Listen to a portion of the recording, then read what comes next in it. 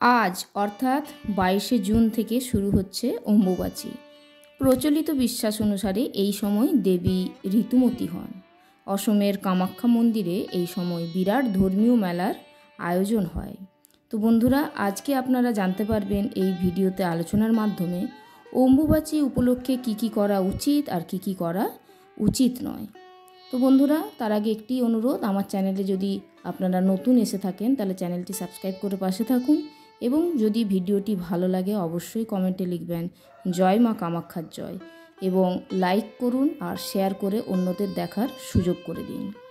বাংলা পঞ্জিকা অনুসারে 7ই আষাঢ় থেকে শুরু হয় অম্বুবাচী। প্রচলিত কথায় বলা হয়ে থাকে কিসের বার কিসের তিথি, আষাঢ়ের 7 অম্বুবাচী। সূর্য যেদিন মিথুন রাশিতে প্রবেশ করে বাংলা মতে তার পরদিন থেকে শুরু হয় আষাঢ় মাস। এর ঠিক এক সপ্তাহ পর থেকে শুরু হয় অম্বুবাচী। হিন্দুদের কাছে অম্বুবাচী একটি বিশেষ আচার বা ব্রত।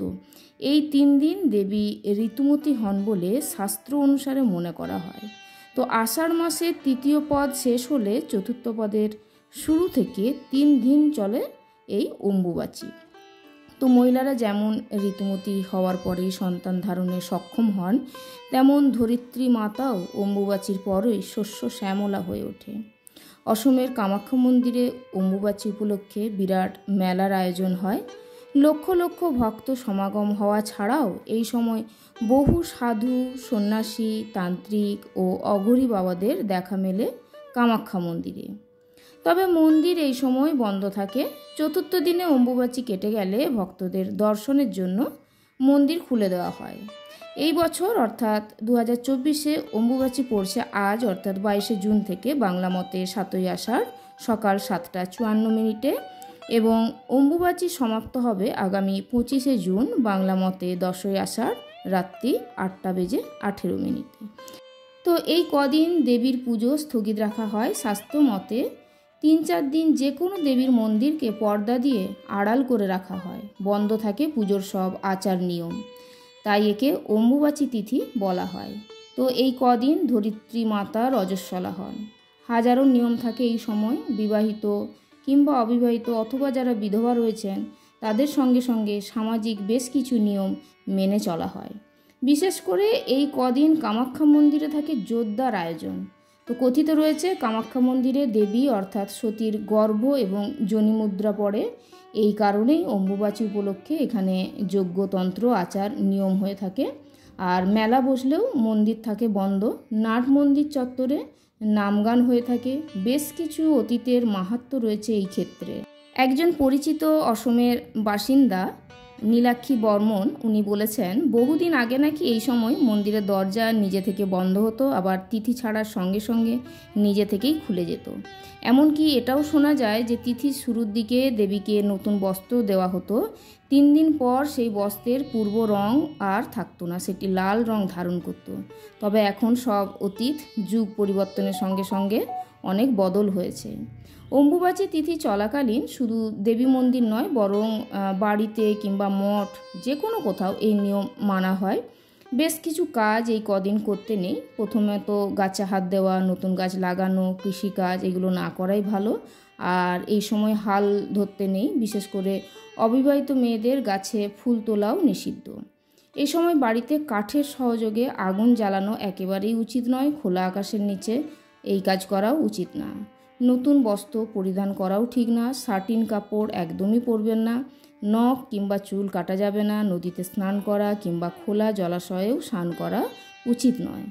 পুজোর আসনেও বসা উচিত নয়। তবে যদি গুরু মন্ত্র থাকে কিংবা শক্তি মন্ত্র থাকে সেটি বেশি করে জপ করবেন, শুধু জপের আসনেই বসবেন। এই কদিন ব্রহ্মচর্য পালন করতে পারেন। আহারে নিরামিষ অনেকেই খান, তবে সদবাদের ক্ষেত্রে একটু আমিষ পদ খাওয়া ভালো।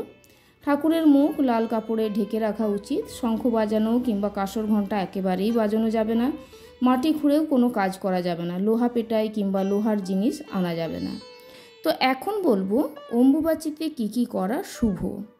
তো এই সময় দেবী মূর্তি লাল কাপড় দিয়ে ঢেকে রাখতে হয়। তারপরে বলবো অম্বুবাচীর মধ্যে আম দুধ বেশি করে খাওয়া ভালো। প্রচলিত বিশ্বাস অনুসারে এতে সাপের ভয় দূর হয়। আর অম্বুবাচীতে দেবদেবীর পুজো করা না গেলেও গুরুদেব বা গুরুমায়ের পুজো করা চলে। আর এই সময় ইষ্টমন্ত্র জপ করতে পারলে ভালো ফল পাওয়া যায়। এছাড়াও সন্ন্যাসী এবং বিধবা মহিলারা এই 3 দিন বিশেষভাবে পালন করে থাকেন। এরপর বলবো অম্বুবাচীতে কি করা যাবে না। প্রথমেই বলবো এই সময় কৃষিকাজ বন্ধ রাখা হয়। জমিতে লাঙল চালানো, জমি খোঁড়া এই সময় একেবারেই করা উচিত নয়। এছাড়াও অম্বুবাচীতে বৃক্ষরোপণ বা গাছ লাগানো উচিত নয়।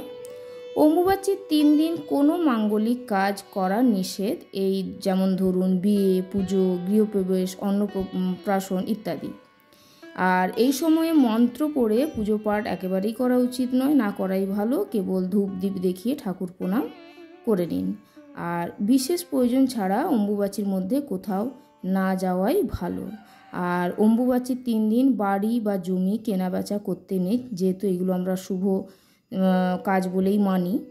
আর এই সময় ভুলেও কোনো সাপকে আঘাত করবেন না। তো বন্ধুরা, আজকের ভিডিওর আলোচনা এখানেই শেষ হলো। যদি ভালো লাগে অবশ্যই কমেন্টে লিখবেন জয় মা কামাখ্যার জয়। সবাই ভালো থাকুন, পরের ভিডিওতে দেখা হচ্ছে। জয় মা কামাখ্যার জয়।